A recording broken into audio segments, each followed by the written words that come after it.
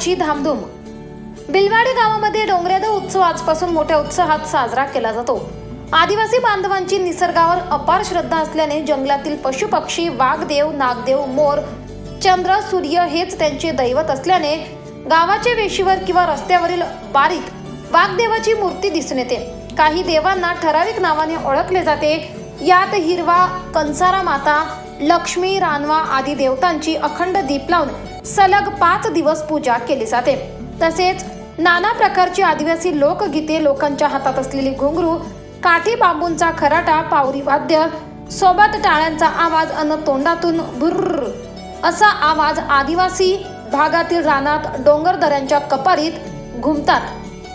आपल्या गावात सुखशांती लाभो, शेतात काम करताना निसर्गाचा कोप होऊ नये, शेतात पेरलेले पीक चांगले यावे व घर संसाराची भरभराट व्हावी आदी कारणांसाठी भाया उत्सव साजरा करून डोंगरादेव उत्सव साजरा केला जातो।